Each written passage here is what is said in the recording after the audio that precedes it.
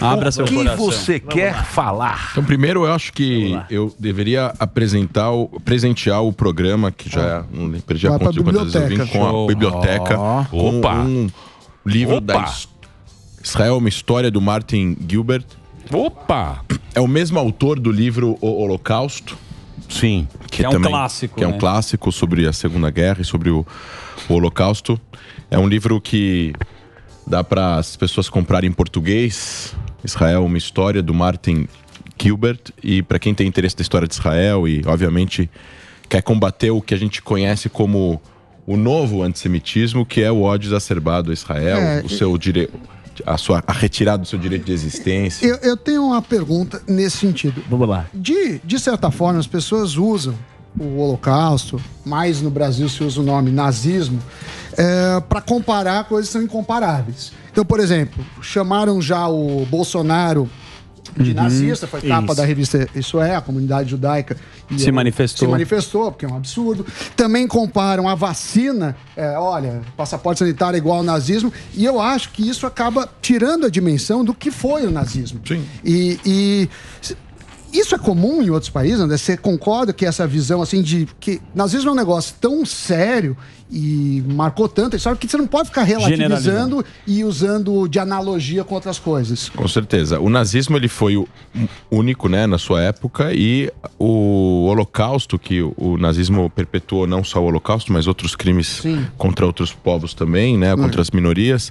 Mas o Holocausto e a especificidade dele, como fala no Museu do Holocausto em Jerusalém, é único. Então, fazer essas comparações para tentar ganhar argumentos políticos não são válidos. Porém, se existem pessoas que fazem comparações ou utilizam de frases, ou eventualmente utilizam até mesmo de sinais, citações e imagens por algum tipo de afiliação ou sentimento de pertencimento com esse tipo de ideologia, tem que ser na hora afastado de qualquer instituição, seja do governo, seja de qualquer lugar, de uma empresa, de um canal, qualquer coisa, porque é muito perigoso. Isso tem que ser cortado na raiz, porque não é a responsabilidade que as pessoas têm de lidar com esse assunto, né? Um policial na rua, ele não pode fazer muita coisa, porque ele representa a lei. Ele tá lá na rua protegendo as pessoas. Então ele não pode xingar alguém, ele não pode tirar a camisa, senão ele vai ser afastado. Então as pessoas, oficiais de governo, não podem fazer certas coisas. Pessoas que trabalham na mídia não podem fazer várias coisas. Acadêmicos, um professor não pode sair com aluno. Tem várias coisas éticas ética, né? que precisam ser cumpridas. A ética é algo que a gente a gente vive em sociedade. A gente não vive um por todos, todos por um, aquela coisa de adeus. Então, mas os caras confundem esse ultraliberalismo com essa história, entendeu? O que eu acho importante é assim, quando você vai para Auschwitz, que lá tem fogo, campo de concentração, terrível e tal, tem aquela frase do Primo Levi que ele fala o seguinte: aconteceu uma vez, então pode acontecer de novo. Exato. E ninguém acreditou que poderia acontecer. Exatamente. Se você fala aqui, você fala, meu Deus, como foi qualquer possível? Documentário, a gente tem vários documentários.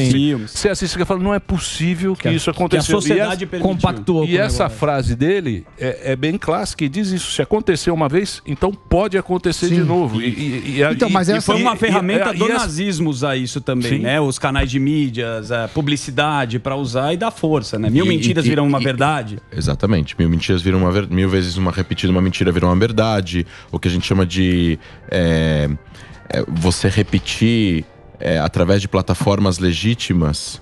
A ex-juíza da Suprema Corte de Israel, Hadassah Benito, tem um livro chamado A Força de uma Mentira, que é um livro que fala sobre a falácia dos protocolos do sábio de Sião.